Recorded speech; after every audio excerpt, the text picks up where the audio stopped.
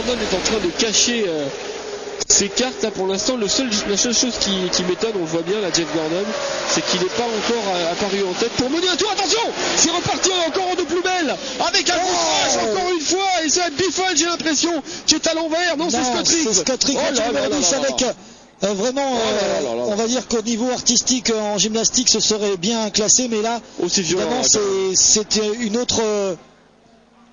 C'est un autre sport, un autre style, et Scott Riggs a vraiment fait un crash spectaculaire. Il va bien, il sort déjà là, il va être de sa voiture.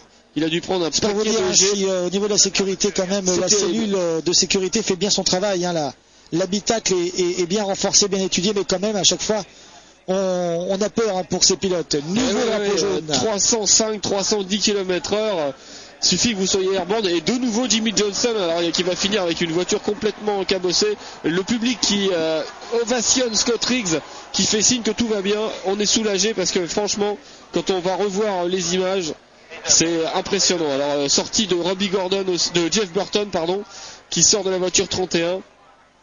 Dites-moi, Pat, on s'achemine vers une course à élimination. Et vous avez vu la rapidité hein, des secours toujours prêts à intervenir. Et Casemir, ce qui était tout à l'heure l'un des hommes forts avec McMurray, il a mené même la course tout à l'heure, Casemir. Et Jimmy Johnson était en problème avec l'arrière gauche. Maintenant, il va falloir réparer l'avant droit.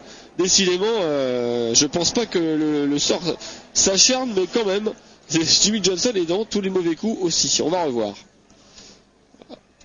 Alors regardez Casemir avec la voiture rose à droite. Il y a un push de Newman sur Casemir. Il y a un push de Ryan Newman et Casemir qui vient au plein milieu pour faire le jeu de kill. Oh là là, à quelle vitesse il est sorti le pauvre Scott Riggs.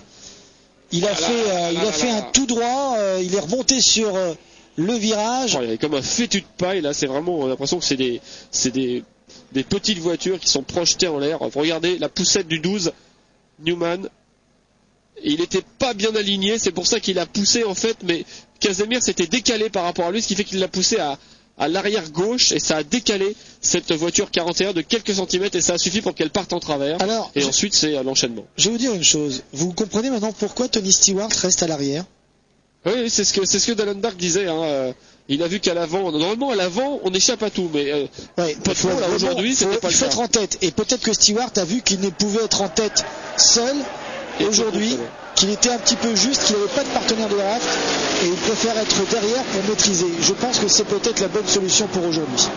Et les voitures qui sont derrière actuellement, que ce soit celle de Kevin Harvick, de Stewart, eh bien, sont des voitures qu'on pourrait voir aux avant-postes en fin de course, parce qu'on les a vu mener, et c'est des voitures qui peuvent aujourd'hui donc être aux avant-postes. Mais pour l'instant, c'est un choix délibéré que d'être à l'arrière en sécurité. Vous avez vu le choc avant de Scott Riggs, avant de faire tous ces loopings là qui sont déjà impressionnants, mais le choc avant, il a été projeté vraiment vers la droite, il a été tapé. On va revoir ça avec Jeff Burton qui lui s'est fait piéger justement par les loopings de Scott Riggs. Il y a Johnson juste à l'intérieur.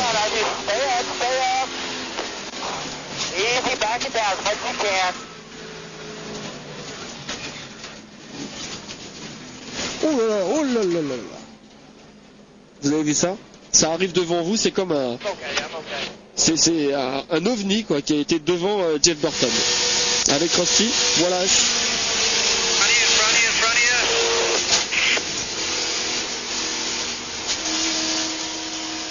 Qui a choisi de couper pour voir ça de loin. Et on aperçoit encore le looping de Scott Riggs de loin.